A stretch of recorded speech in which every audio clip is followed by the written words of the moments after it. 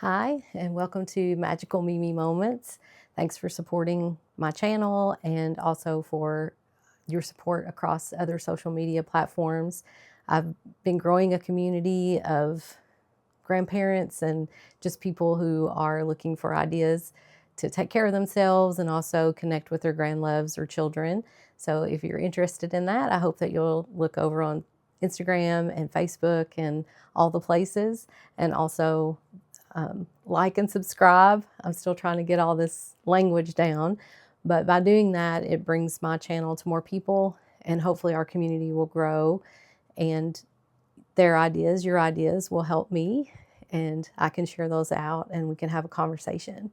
And speaking of conversations, that's what I want to make my second video about.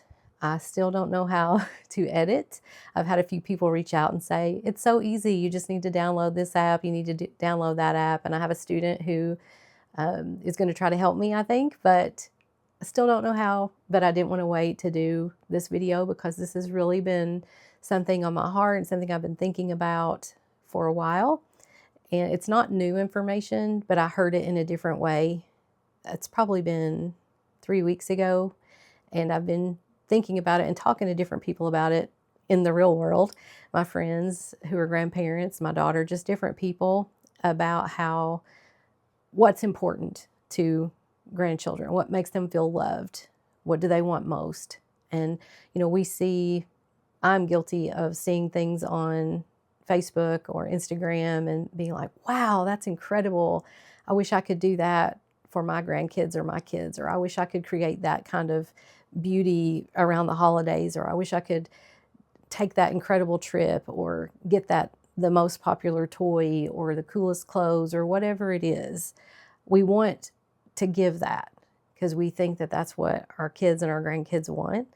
And we see other people, and we're all guilty of kind of posting our highlight reel where everything's going great, and everyone's happy and fulfilled and all that. And we all know that's not reality, even for those folks. That's just they're celebrating and I'm happy for them. Please don't hear that in that I'm saying they shouldn't post those things, because that's wonderful that they can do that. But it's not about how much money you have to spend on your grandchildren. It's not about how crafty you are. I have a lot of crafts and things I want to share with you guys, but they're not going to look like they're not going to look like the ones perhaps that you see normally on craft channels, because that's not what this is. And being able to do something and not put pressure for it to be perfect, I think is just as good of a lesson as it being the most beautiful craft. I think that we want it to be perfect and it doesn't have to be. And so what I have found and what I heard the other day is that it's not about the time. Let me clean that up. It's not about the amount of time that we can spend with our grandkids. It's not about the best trip. It's not about the biggest gift or the most exciting gift or making everything fun or everything magical or everything at a level 10. But what they really want and what really makes a person feel loved, and I think this is true for our grandchildren, for each of us, whether it's from our partner, from our parent, from our child, from a friend, even a supervisor or a coworker, just for any human being, it's to be seen, to have someone's undivided attention, to be valued where you are.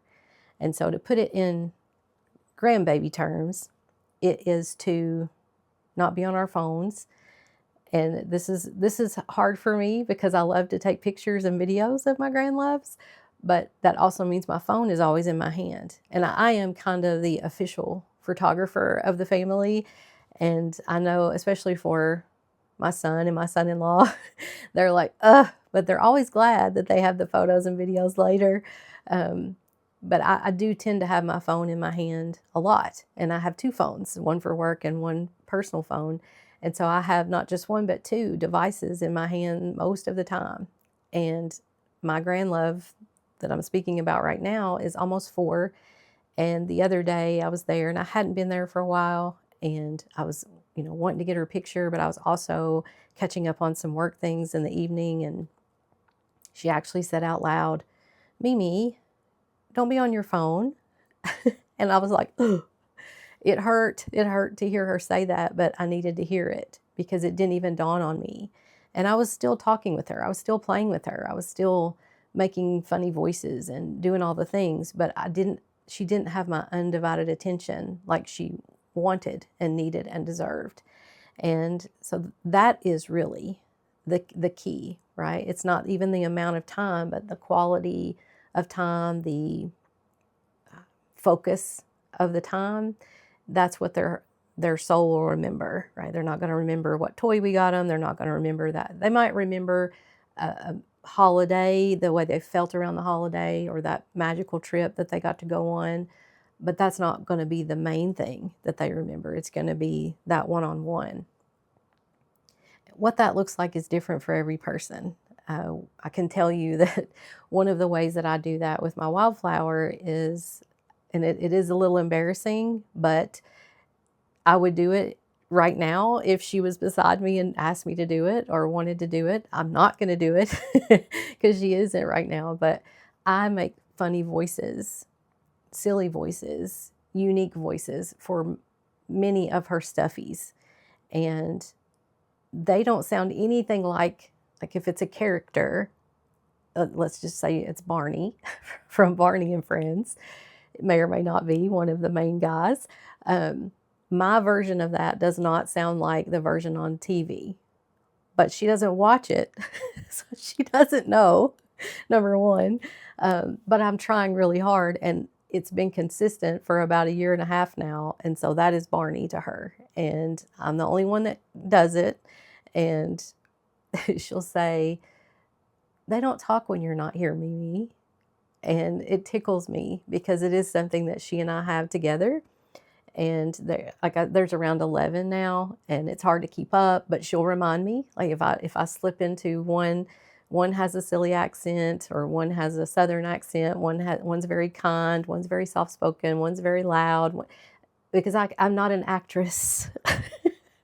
So I can't be too creative, so they just basically have different tones, different twangs maybe, but I try really hard to do that. And it's got so that she will have her mom FaceTime me and when I answer the phone, and I'm so excited because I see it's my daughter, and so I know it's either her or the baby, and so I'm so excited, and I answer, and she's like, "Can I talk to Barney?" she she doesn't even want to talk to me because she wants Barney to answer a question or to show him something, or Nana or Jack or whomever, Baby Bob, DJ, whoever these characters are. That's who she's calling. And the first time I was like, "What?"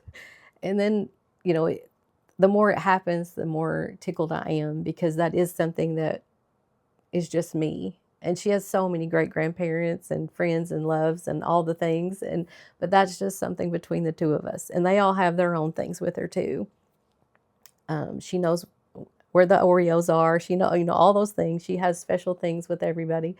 But that is something that we have together. And last week she got it was a dress, like a gown kind of thing from her cousin, which it was a hand-me-down, but it was the most amazing thing to her because it was her cool cousins at one point. And so she was so excited, and it had one of the characters that I pretend to be their voice on it. And so she wanted to show him that, and then she wanted Barney's opinion of that. And so when she called, I don't think she even asked Mimi what Mimi thought. She wanted immediately to talk to them, and which my daughter was dying laughing, but she was twirling and laughing and squealing and so happy. And I don't think she ever talked to me, but it just tickled me because that's a soul connection. That is her feeling seen and valued. And you might not want to make funny voices, or, your grandchild may not want that from you. But other things that I try to do is when she says, "Can you get on the floor and play, Mimi?" And sometimes I truly can't. Like my back just won't let me, or my knees won't let me. And if I truly can't, I'll say no, but I'll come up with something else. Like I can sit here and do it, or maybe we can play Play-Doh. Like bring your little table over and we can play Play-Doh so I can stay on the couch. But even if it's just for a few minutes, I will try because it matters to her and she sees that I'm, willing to do that. And after a few minutes, we're going to move on to something else anyway. But I'll do that. I'll go outside in even just for a few minutes. We'll go out and play in the rain. Things that aren't maybe every day that are special, but also just something that is just me and her. We might have a picnic on the porch or whatever it is. There doesn't have to be money involved. There doesn't have to be a craft involved every time.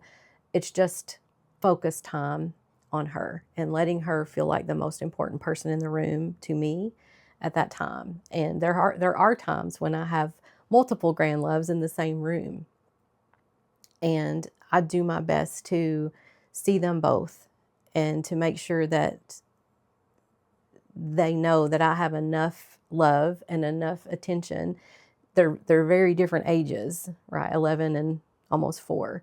And so what is important to one is not important to the other, vice versa, but they do the older one tries to play, with the younger.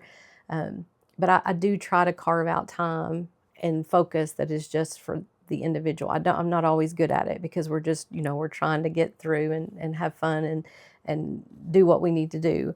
But I do try, and that's all we can do. And so that's what I'm encouraging you to do this week is try to find something, just a few minutes that you see as an opportunity to really see your grand love.